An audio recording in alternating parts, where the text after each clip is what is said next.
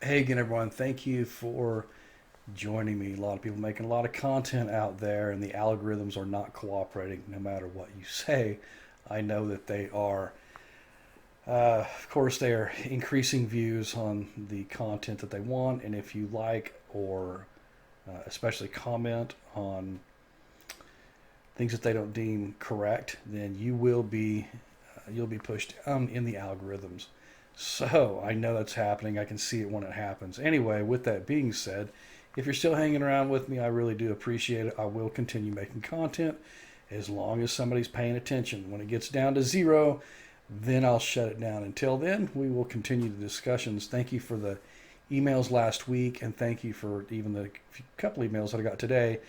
And one of them had a topic suggestion, and it's something that I hadn't really talked about before, and that was the mother of the narcopath that I was married to.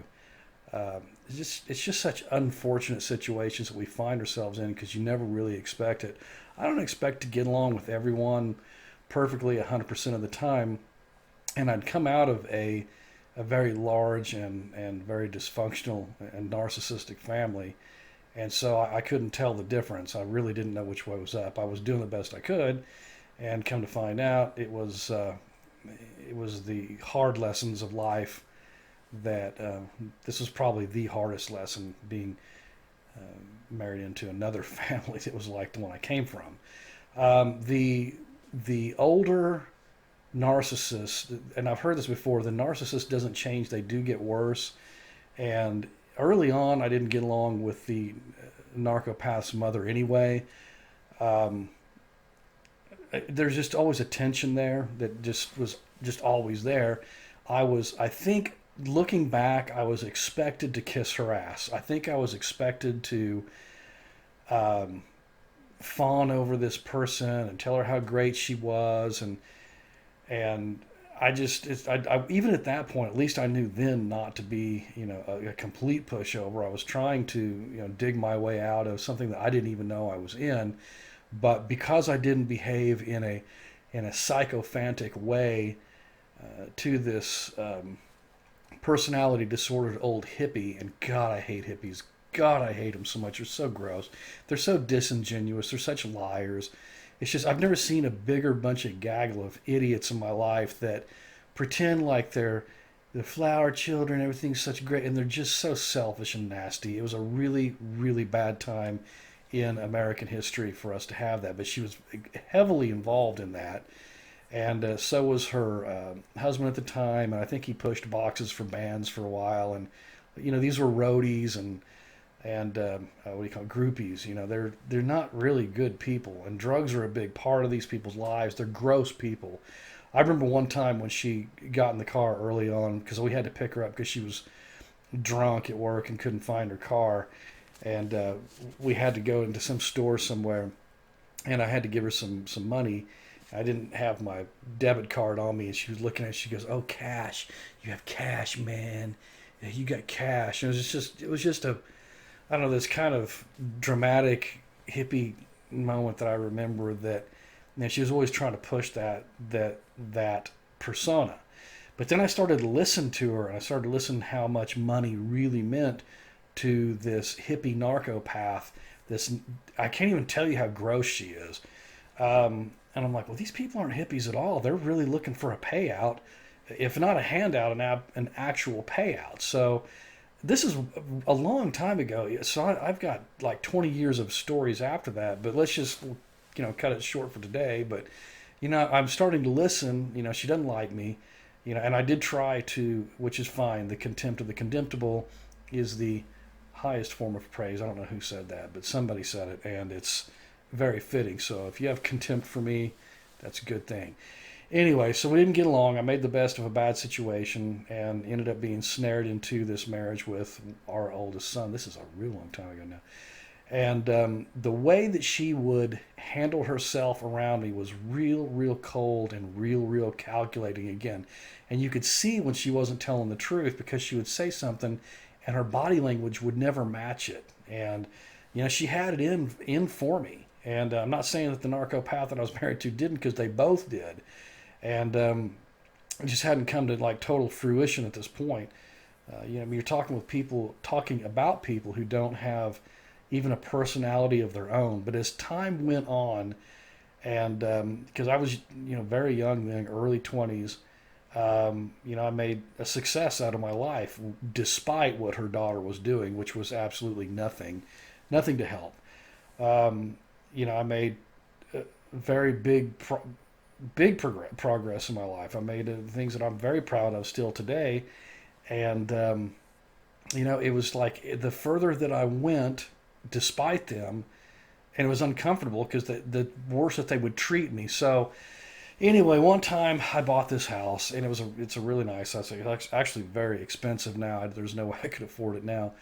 I had purchased this house in an upper middle class affluent neighborhood across from a creek and big yard and nice place. It wasn't 100% like redecorated or anything, but it was nice, and you could see the jealousy for for actually not just me, but the jealousy because her daughter was going to live there, which this plays into the poisoning part too. You're going to find out. Anyway, so she would have these. Sorry, I'm not thinking correct. I hadn't thought about it yet, but I want to make it before I forget it. She would invite her friends over, these people that I didn't know, knock on the door. They would bring stuff in, didn't even acknowledge that I owned the place, and walk in and have their little party in the afternoon. Uh, they did clean up after themselves, but the point is they didn't even make it a point to say anything to me. So I'm standing here watching these gaggle of old women come into my house and treat me like shit. I'm like, who are they? Because remember, she's been talking about me this whole time, but she told she told all the women. I know she did. I know that she told them this because they always look at you real sideways. That her daughter had bought the house, which is not true in the least. So anyway, so I get this. This happens occurring over and over again. I'm catching her in the lies. There's people that I work with. We were in the same industry, which is a nasty industry. I don't like the production industry. I don't. The people that produce concerts they're just they're awful. I'm sorry, and I was in it way too long.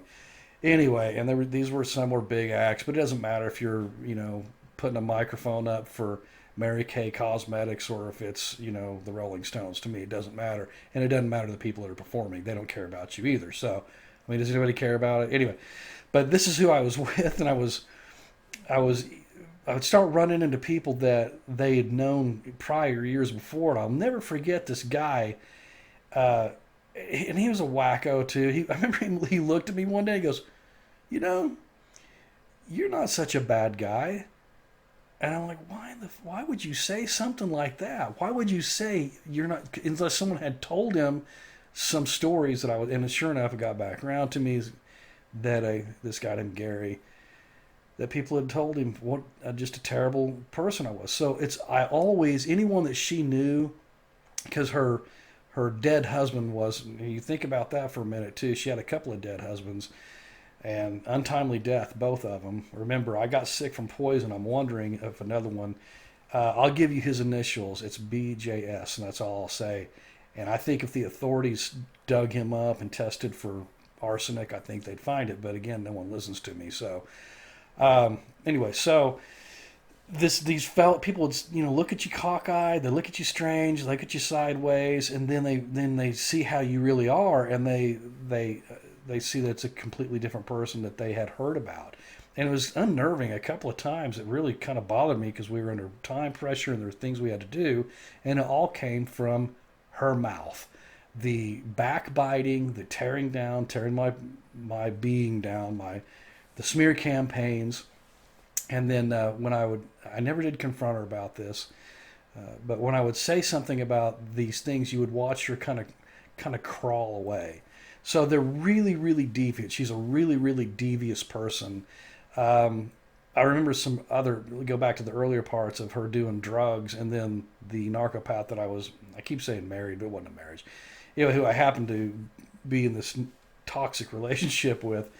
We went over and they were on something laying in the front yard, and I thought, you've got an adult daughter, and you're still doing drugs, So these are they don't really seem to care about their kids. I can tell you that. They'll use them. I remember the second that her daughter did turn 18, I do know that she just moved. She just moved out of town, not out of state, but excuse me, but way far away. So it just shows you that they really just don't care about the people around them. So being around her was really, really strange. She always had really weird body movements. Oh, yeah, that's right. When I bought the house, I did have a housewarming, or we did have a housewarming, and she knew there's this guy I didn't like. She knows I didn't like this guy. Who does she bring to the housewarming when I told her not to? The guy I didn't like. So if she knew that there's something that bugged me, she would just do it, and she did it constantly. It was sport for her. So we didn't get along. And I was always polite with her. I always tried to include her with things and buy presents, and there's a go. Narcopaths never give good presents. They'll always give you something insulting. I remember one time she finally bought something for my birthday after decades, and it was a gray pair of running shorts. I don't even run. But anyway, that's just what she did. I'll never forget. I was like, "Well, okay, well, thanks." Anyway, or she'll give you somebody else's stuff. So after one of her second husband died, she gave me the key to his like a storage facility, and so I could get some things. She goes, and I'll never forget. She goes, just take what you want. I'm like, well, I'll go get the things you told me that we could have, but just tell people. And there was a bunch of valuable things in there too, and she was happy to give them away. Very strange behavior, very selfish, very distorted as the narcopaths are. But this one is in particular. I think that she's evil to the core. I think that her and the narcopath, these two, I think they're the ones I think that she wanted my house. I think that she purposefully would set up the narcopath I was married to with people from her past, if you know what I mean, doing these things. I mean, they both were in on it. Okay, I'm not giving the narcopath any free. There's nothing free on this. She was doing some really nasty stuff, as you know. But they began to work together, which is really kind of scary. I wasn't putting up with their shit anymore.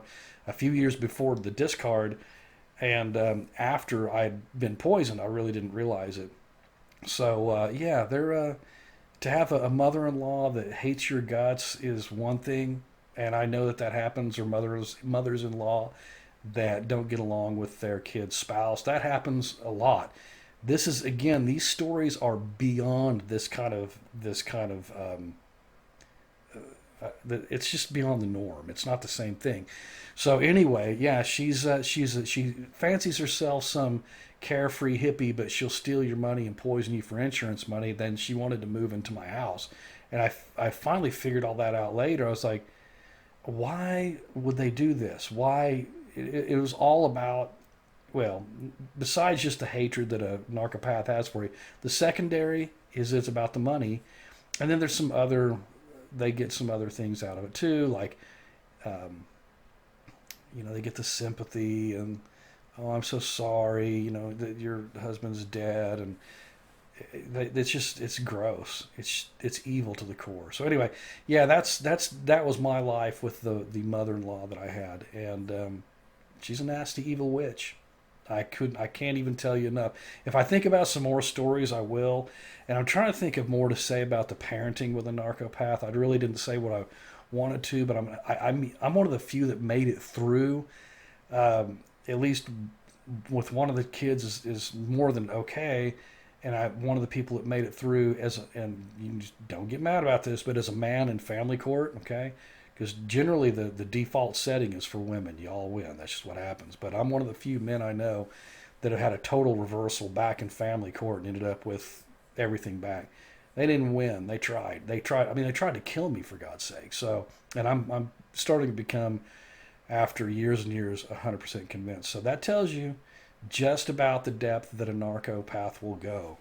Anyway, I am sorry if you've had those kind of issues with your in-laws. It's awful. They do everything they can do to subvert your life, and God help you if you're married to a narcopath and their parents are narcissists as well. Very bad stuff. So, okay, that's the second day in a row. I saw y'all yesterday, and that's today. So, like I said, if you have a couple of years still coming around, people aren't getting notified. They're not getting notifications. It's not showing up. But if you found me, I'm glad you're here. So, and we'll continue our little discussion as long as you're around. Okay. Good to see y'all again. And I hope to see y'all again real soon. Thanks.